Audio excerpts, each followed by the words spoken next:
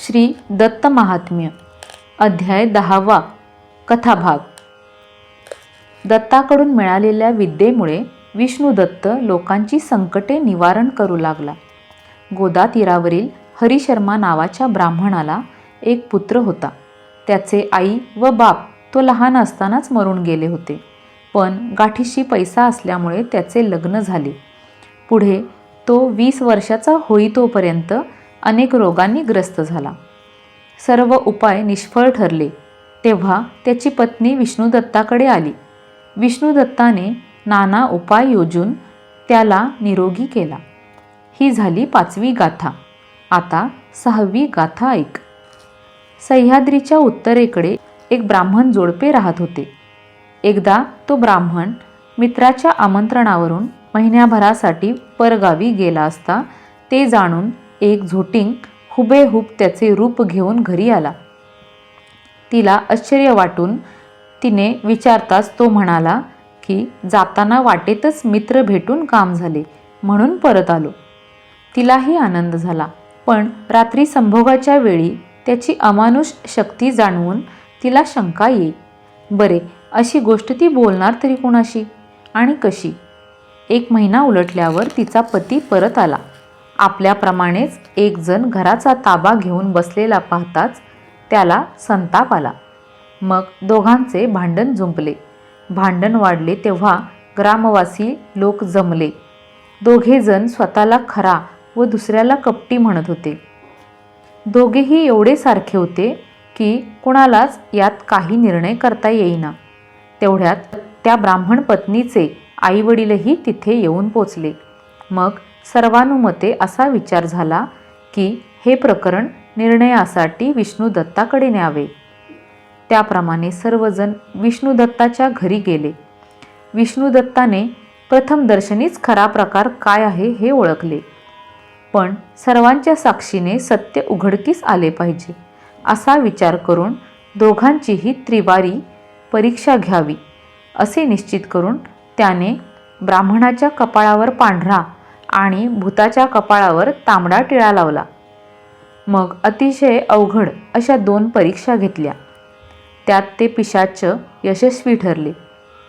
मग विष्णुदत्ताने शेवटची कसोटी घेतेवेळी त्या झोटिंगाला युक्तीने एका लोखंडी झारीत कोंडून तोंडे बंद केली व ती झारी दूर जमिनीत नेऊन गाडली। ब्राह्मणावरचे संकट टळले व तो सुखी झाला। गुरु इंद्राला म्हणाला, तंत्रशास्त्रे सुद्धा अशा प्रकारे उपकारक असतात। एवढेच नव्हे तर साक्षात ब्रह्मज्ञानही घडवू शकतात। अध्याय 10 श्री दत्तात्रेयाय नमः। गुरु म्हणे परमपवित्र विष्णू दत्ताची गाथा विचित्र। जो दत्त भगवान स्वतंत्र होतो परतंत्र भावभुकेने। अद्यापि यज्ञ ज्याला तृप्ती न करीती तयाला। तृप्तीचा ढेकर आला श्राद्धान्न जेविता हर्षाने। धन्य ती सुशीला सती दत्ता जेऊ वाढी जी स्वहस्ती। आग्रह करुणी निगुती दीक्षिता गती न येही। धन्य तो विष्णुदत्त ज्याचे परमशुद्ध चित्त। आराधोनिया श्रीदत्त उद्धरिले समस्त कुळ ज्याने। धन्य तोही राक्षस आपणासह विप्रास उद्धरी ऐशा परमहितास। दावी तो खास परमगुरु श्री दत्ते विष्णू दत्तावर अनुग्रह केला हा थोर। करावया परोपकार दयेने वर विद्या दिधल्या। ज्यावरी अनुग्रह करी तो तरे या संसारी। विष्णू दत्ता सम उपकारी ब्रह्मांडोदरी विरळ। ग्रहभूत डचकती विष्णुदत्ता देवभीती। नुरवी लोकांची खंती महामती दत्तवरे। आता ऐक देवगाथा 5वी असे हे गाथा। कर्मविपाकाची कथा मोक्षपंथा मिळेल।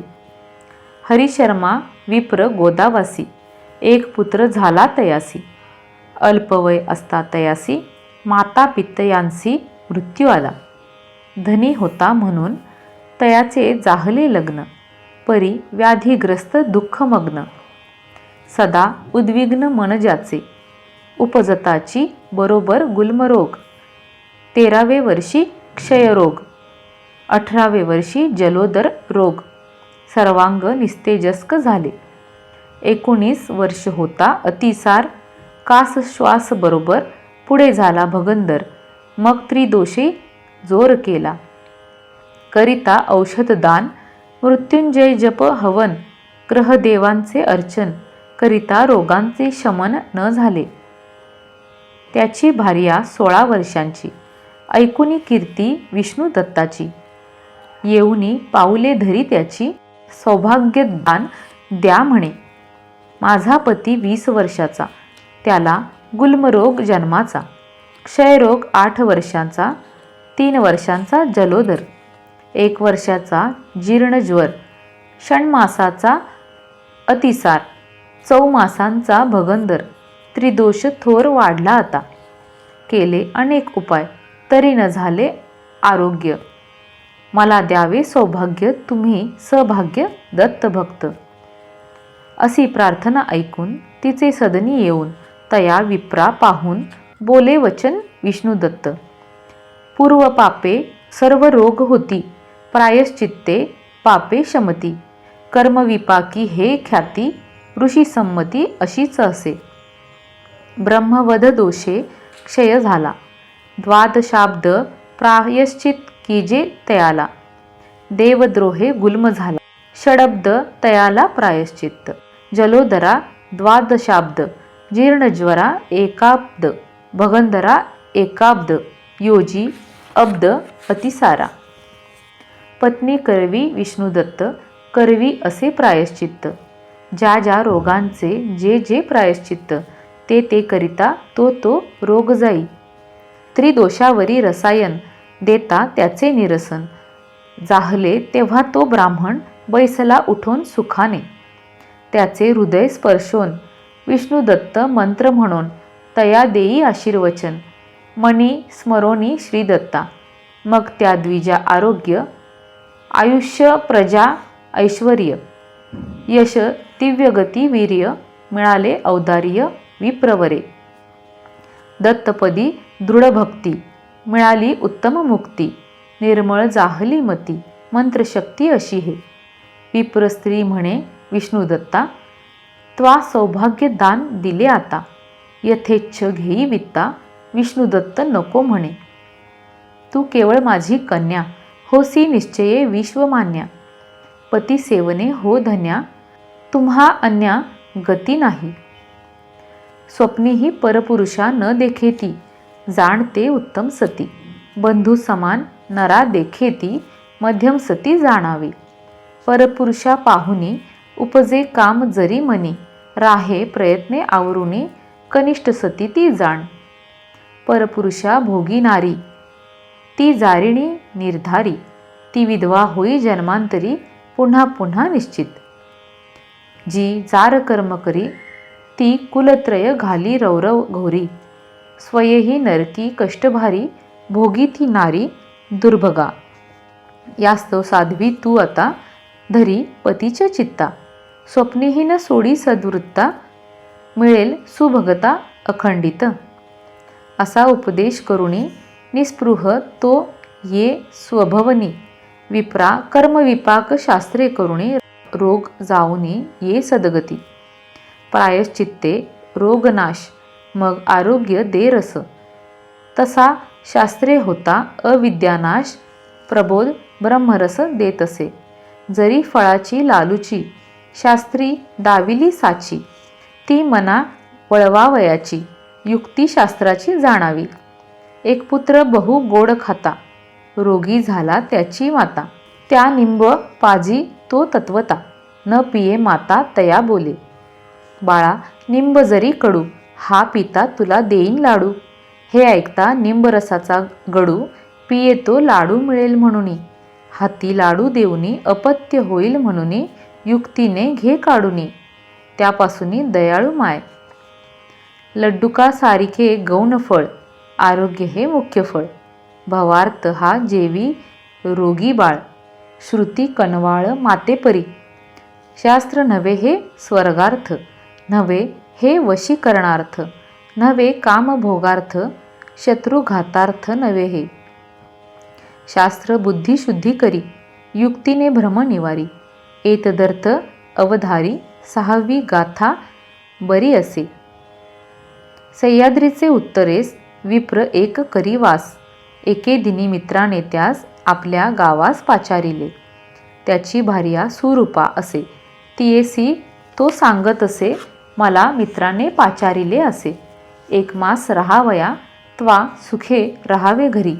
मी येईन मास लोटल्यावरी, ते ऐकून या नारी. पाथेय त्याकरी देत असे, ते घेऊनी तो निघाला. ती स्त्री स्नाना आली नदीला. मार्गी अश्वत्थी झोटिंग बैसला. तेने ती अबला देखिली. ब्रह्मचारी दशेत जो मरे कामार्थ, तो होय झोटिंग भूत. कामलंपट दुर्धर्ष, भूतवर्तमान ज्ञान भूतांना येते स्पष्ट कळून. तिचा पती गेला हे जाणून, पती सा होऊन ये घरी. त्याची भार्या पतिव्रता, नेणे तयाचिया कपटा.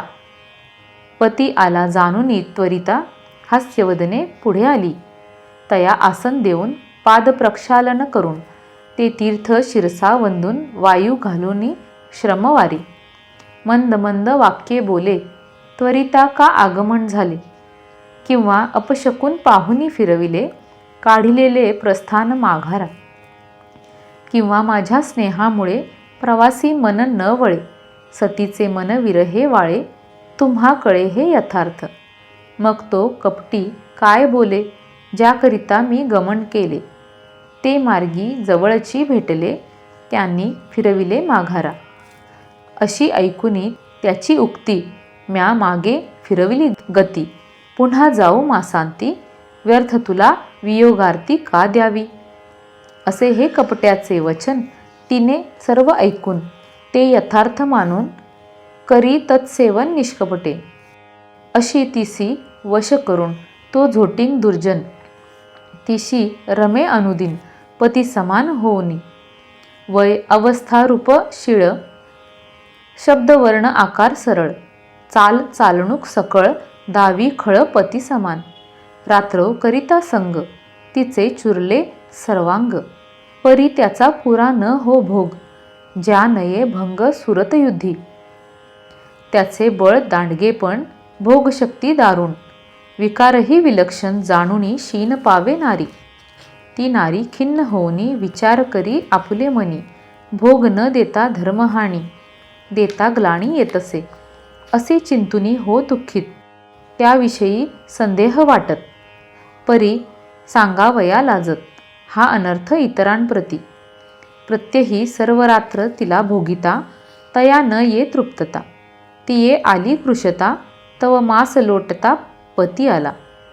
तो द्वारी पातला, तव स्वसमान एक दारी बैसला. तो त्याने पाहिला, संदेह झाला त्यायासी. विप्र म्हणे, तू कोण. माझे रूप घेऊन माझे घरी राहून, कापट्य करून साच्या होशी. झोटिंग बोले तया लागुनी, मी प्रख्यात घरधनी. तू कोण आलासी कोठुनी, माझे रूप घेऊनी कपटिया. तू कपटी तू कपटी म्हणती, असे परस्पर भांडती. तेथे ग्रामस्थ लोक येती, तेही भुलती तया पाहता. दोन्ही दिसती समान, खरा खोटा निवडी कोण. त्यांचे भांडण दारुण, निवारिल कोण कसे. विप्र म्हणे सर्वांसी, घरातुनी दवडा यासी. तो म्हणे दारातून यासी, घालवा तुम्ही ग्रामलोक. माझी नारी सुंदर, भोगीन म्हणतो हा पामर. करुणी आला रूपांतर, परी मी घर न सोडीन. जरी करील हा बलात्कार, तरी मारीन मी ठार. हे ऐकुनी ते नर काहीच उत्तर न देती. सासू सासरे विप्राचे, येऊनी पाहती रूप त्याचे. ते म्हणती विष्णुदत्ताचे घरी न्यावे या दोघा. जेने आराधिला दत्त, सर्वज्ञ तो विष्णुदत्त. सर्वांचे ओळखी चित्त, तो निश्चय करील. मानले हे वचन सर्वास, सर्व म्हणती त्या दोघास. घेऊन या स्त्रियेस विष्णुदत्ता भेटू चला. तेही बरे म्हणून स्त्रियेसी पुढे करून, तेही दोघे निघून विष्णुदत्ता येऊन भेटले. सर्व वर्तमान ऐकून, सत्कारे सर्वा बैसवून, झोटिंगालाही ओळखून. बोले वचन विष्णुदत्त. अवस्था वय रूपशील, स्वर वर्ण आकार सकळ, नाम गोत्र आणि कुल सांगा आपुले दोघेही. दोघेही एकच बोलत. तया म्हणे विष्णुदत्त, यात काय करावे निश्चित आता उपाय करीतो मी. जे करीन प्रमाणेसी ते मान्य होईल लोकांसी. क्षमा मागतो तुम्हासी सभ्य म्हणती बहुबरे. असे बोलुनी विप्रमस्तकी श्वेतमुद्रा तो रेखी. लाल मुद्रा भूतमस्तकी मंत्रे रेखी सुव्यक्त. लोका म्हणे मुद्रेवरून चित्ती धरा तुम्ही खुण. मंत्रित मुद्रा बदलून न टाकवेल भूताला. असे बोलुनी विष्णुदत्त विप्रा बोलावुनी पुसे व्यक्त. भांडी वस्त्रे धन घरात काय आहेत सांग सर्व सांग. स्त्रियेच्या गुप्त खुणा सर्व सांग तू ब्राह्मणा. ब्राह्मण म्हणे यथार्थ जाणा न सांगवेल पात्रादिक. स्त्रियेच्या बाह्य खुणा ठाऊक असती आपणा. याहुनी गुप्त खुणा नेने म्हणे सभेत. भूत सांगे पात्र वस्त्र धन पात्रांचेही वजन म्हणे घराच्या इटाही जाण. सांगेन जरी पुसाल. बाह्यांतर खुणा स्त्रियेच्या सांगता मनी सभ्यांच्या. शंका आली बोलती वाचा हा नसाचा यथार्थ. विष्णुदत्त म्हणे तयासी ह्या पंचक्रोशी क्षेत्राशी. प्रदक्षिणा करून आम्हापाशी पूर्वी येईल त्यासी सत्य मानो. बरे म्हणून दोघे जाती घटिकेने पिशाच ये मागुती. म्हणे प्रदक्षिणा करुणी क्षेत्राप्रती तुम्हा प्रथम आलो. सभ्य पुस्ती खुणा तया तो यथार्थ सांगे तया. ते म्हणती हे तो मनुष्या घटिकेमध्ये न घडेल. तेव्हा वाटतो हा भूत. दोन प्रहरांनी विप्र येत. काही काही खुणा सांगत ते यथार्थ सभ्य म्हणती. विष्णुदत्त म्हणे ह्या पर्वती सिद्ध किती वसती. पुसोनी त्यांच्या नामगोत्राप्रती पर्वता प्रदक्षिणा करावी. प्रदक्षिणा करून जो भेटेल पूर्वी येऊन सत्यपणा त्यावरून आम्हा कळून येईल. असे ऐकोनी वचन दोघे जाती निघून. लोटिता घटिका दोन प्रदक्षिणा करुणी भूताला. यथास्थित सर्व सांगे विप्र 5 प्रहरांनी ये मागे. विष्णुदत्ताप्रती सांगे न भेटले सिद्ध कोणी. हे ऐकता विप्राचा विश्वास झाला सर्व सभासदास. विष्णुदत्त म्हणे तयास परीक्षा एक शेष राहिली. असे म्हणून लोखंडाची झारी विष्णुदत्त तयापुढे करी. म्हणे इच्या मुखाने जाऊन या अंतरी तोटीने बाहेर निघावे. असे म्हणून स्वांग रक्षा करी. भूतमुखाने प्रवेश करी. विष्णुदत्त मंत्र उच्चारी आच्छादित करी दोन्ही तोंडे. तोटी मुख बंद होता मार्ग न मिळे भूता. हे कृत्य पाहता सर्वाला आनंद झाला. उचलता जड झाली झारी ती गाडली पर्वतावरी. तो आनंद सर्वांतरी न माये त्यावरी भक्त बोले. येताच ओळखिला भूत एकाएकी करिता निगृहीत माझ्यावरी समस्त दोष निश्चित ठेवितील. म्हणून हा यत्न केला. सर्वांचा संशय फिटला. झोटिंगही बद्ध झाला. सोडविली अबला ब्राह्मणी. शास्त्रकर्मे करुणी अज्ञानाचे करीती निरसन. तेने संशय जाऊन आत्मज्ञान जेवी होते. तसा करिता हा उपाय. प्रथम झाला संशय. दुसरे वेळी गेला संशय. झाला निश्चय तिसरे वेळी. आता कोणी शब्द न ठेवील. आता भूतही न सुटेल. साध्वीलाही दोष न लागेल. माझा बोल निश्चित. ऐकुनी असे वचन साधू साधू म्हणून लोक जाती निघून. सस्त्रीक ब्राह्मण वंदन करी. म्हणे माझे अरिष्ट घालवले. झोटिंगाचे बंधन केले. माझे घर मला दिधले. यश गाजविले हे जगी. तुम्ही भगवत भक्त समर्थ. तुम्हा मुळीच नाही स्वार्थ. तुमचे जिणे परार्थ. सार्थकता हीच तयाची. असे म्हणून दंपती वंदिती निरोप घेऊन घरी जाती. गुरु म्हणे इंद्राप्रती शास्त्री जाती संशय. तंत्रशास्त्री करून होता ब्रह्मनिरसन. सत्य कळले हे तसेची जाण. ब्रह्मज्ञान होत असे. इति श्रीमद् परमहंस वासुदेवानंद सरस्वती कृते श्री दत्तमहात्म्ये दशमोऽध्यायः. श्री दत्तात्रेयार्पणमस्तु.